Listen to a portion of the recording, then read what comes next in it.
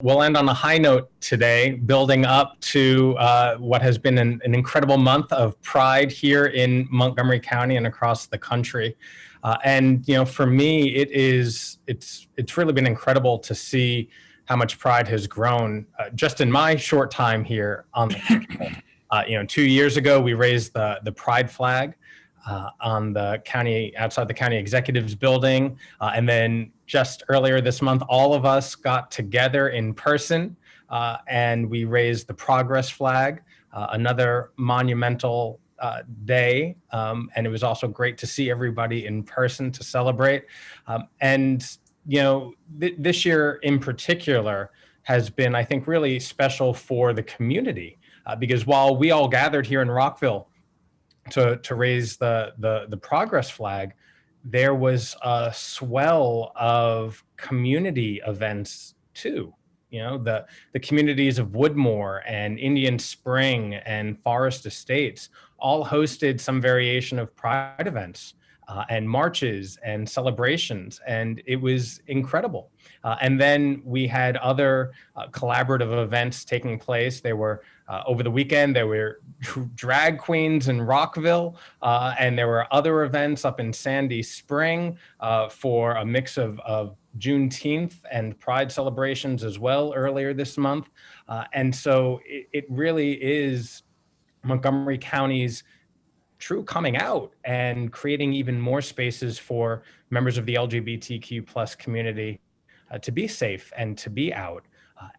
While we here are celebrating, one of the reasons we are celebrating is because we have to remember that while we are creating these safe and open spaces, there are 17 states right now that have passed or are actually debating anti-LGBTQ plus legislation. And while the politics of hate and fear might be raging in certain parts of the country, we here in Montgomery County, Maryland, are a safe and welcoming and inclusive community where love is love. And we need to keep sharing that. And in an effort to spread that love, my office has hosted this year, the first ever, we hosted a writers contest for MCPS students where we invited them to write a poem or an essay in 250 words or less to share with the world what inclusivity means to them within the LGBTQ plus context. And I especially want to thank Bianca Laura from my team and all the other members of my staff for helping facilitate this contest and all of the month's events as well. And students wanted to participate. We received over 70 entries from nearly every single high school across the county. And I personally was so impressed with the quality and, even more importantly, the vulnerability that our young people shared in their writing. And some of these essays were about inclusion and community and the intersectionality of the moment and of the politics of this day. And some of them also spoke about the harsh realities that they're facing, that their loved ones are facing, either at home or in school. Some of the students who are misunderstood or risk serious consequences for coming out or for being their true selves. And again, that is why we celebrate Pride, and that's why we continue to bring in people into this space. And for the students who did participate, we actually hosted a Pride pizza party in Rockville Town Square, and students from across the county got to come. They got to meet each other and share stories, because not every school has a GSA. And some of the students bravely read their stories, their poems, their essays to the group. And before we introduce some of those young people and hear the winning entry, I just want to share a quick little video so that we all can hear from the youth in our community about what Pride means to them. Mauricio, I'm Evan. Nice to see you. Now, where do you go to school? Northwest. Awesome. For Pride Month, I wanted there to be a youth engagement. Good afternoon, everybody. I'm Councilmember Evan Glass, and as the council's first LGBTQ plus member of the council, one of the things that I want to continue to do here is make sure that everybody feels welcome and safe. So we had a student writing contest, and today we invited all the students who wrote essays and poems to celebrate Pride, to share a little bit about themselves. I just wanted to share what Pride meant to me. I thought it was a good opportunity for me to use my words to spread a message. I wanted to write a poem about how love applies to everyone. And it's so important for students to see and meet other students throughout this county, to recognize that there are other people just like them, and that we're all working towards a community where there's even more inclusion and even more love for everybody. Sometimes life is difficult, and sometimes we feel out of place, and either we are the recipient of negativity and bullying, or sometimes we see that happening to our friend. If you feel so inclined, if anyone would like to read their entry. Hi, I'm Nora Lesperance. I'm a rising junior at Albert Einstein High School, and this is my essay about inclusivity at Pride. An LGBTQ plus space within my own head is freeing, but this experience is not replicated in the outside world. Any space promotes inclusivity, even if they do so by boasting a colorful profile photo for a single month. It means that they are obligated to hear and welcome various voices who feel compelled to cry out when they feel lost. The essays and poems were so incredibly personal. People wrote about their own coming out, their own questioning, the relationship that they have with family members and friends and classmates at school.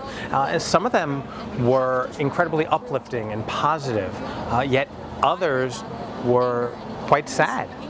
In the 1960s, the term gay was like a hushed whisper muttered by children who wander through mental asylums at night. That is to say, the term was used as both an insult and a legitimate mental illness to be feared. To me, inclusivity means knowledge. The knowledge of the past and how to do better in the future. The knowledge of the world we live in and how to be respectful of your friends and family members. It means sitting down and having a conversation. It means listening to what others have to say. I ask that you do not... To see students these days coming out at 13, 14 years old and to be sharing their experiences and their feelings with everybody, it really is something to behold, and it is something that needs to be fostered and celebrated at the same time. The County Council of Montgomery County Certificate of Participation Youth Writers Competition. Your powerful words, shining lights pointing ahead, pushing us forward. And your words give me hope for the future, and so I am proud to share this proclamation with all of you. Awesome. Here you go. Well, I'll share that it was really so touching and wonderful to be with all those young people as they opened up and read their essays and their poems. And so now I just want to share with everybody the names of the three winners among the scores of students across the county who participated. The first place winner and who is here with us and will be sharing their poem in a minute is Jasper Nam, a 10th grader, rising 10th grader from Northwood High School. And in second place, we have Kendra Marler, a rising 11th grader from Damascus High School. And then third, we have Pan Damon, a 9th grader from Montgomery Blair High School. So I want to congratulate them all. If my colleagues, if we could just thank them all as well.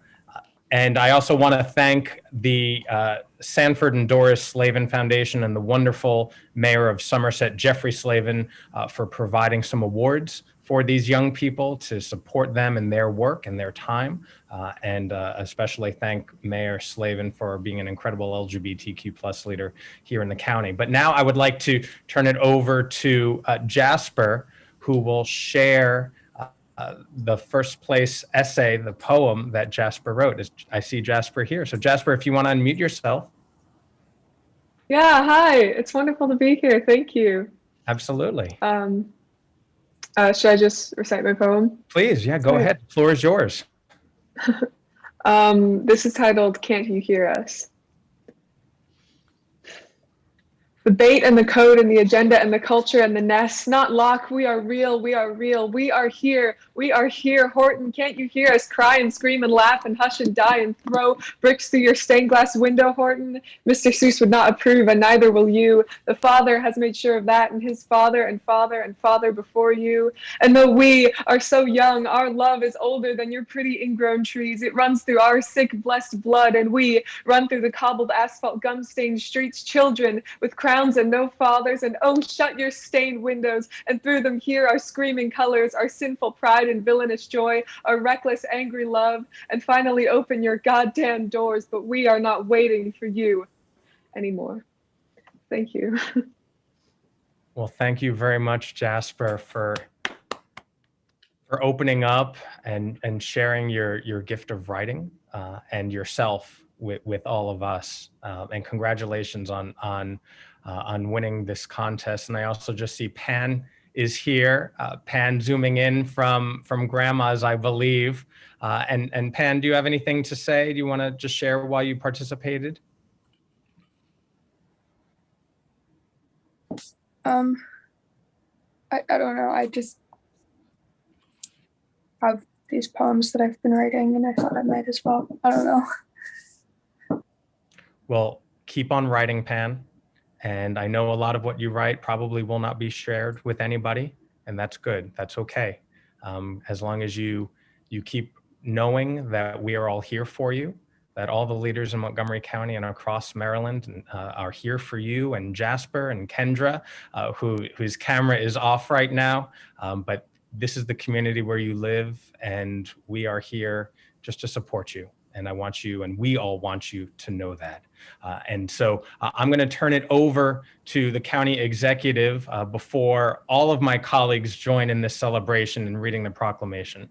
County Executive Elrich. Makes me wish I'd written the poem. Look, thank you all for joining us. And Evan, thank you for organizing this today. This is really important. In my life, I've never understood why people just can't accept that people love whoever they love. It seems so basic and so fundamental and of no concern to anybody other than the two people who love each other and care about each other. So I always thought that should be the basic starting point, and none of this should be questioned. And I'm just so happy that we've come as far as we can, and in some ways as fast as we have, given the intensity of opposition to this. I was on the city council at the end of the 20th century. Interesting way to say that. And, we passed the legislation that allowed domestic partners to be present in hospitals when they were being banned from hospitals, not only in this area, but, around the country. And to go from something so basic as that, to let your partner sit by you in a bed, to where we are today, I think is really a testament to both the residents of this county and to the leadership in this county for consistently putting people's rights first. So I just want to say that, we recognize and affirm the rights of all people in this county to life, liberty, freedom, and the pursuit of happiness. And it was during this month in '69 that the LGBTQ plus Americans stood against brutality and violence outside Stonewall Inn. And that was probably one of the darkest moments in this struggle. As county executive, I want you to know that I am committed to ensuring the well-being and safety of the LGBTQ community in Montgomery County. And to this end, we've hired our county's first LGBTQ liaison, and she's going to help the LGBT community present their needs to county government. And this is going to help ensure that everybody is treated equally, has access to the same opportunities and resources. No one should face discrimination, bullying, or violence because of their sexual orientation, gender identity, or expression, or any other reason. And we are going to stand fast beside this community as we stand fast by other communities in Montgomery County in recognizing these very, very basic human rights. So I, welcome this moment. I'm really proud of the contributions of the LGBTQ community to Montgomery County. We see you in every profession, every walk of life. you play an important and vital role, and we're going to continue to build this diverse and inclusive community that includes all of our neighbors, and the LGBTQ community should know that they're counted among our neighbors and are going to be included in whatever we're building here. So thank you. And I see, thank you very much for that and for everything that you've been doing, County Executive. And I see Amina Johnson here, the new LGBTQ plus coordinator.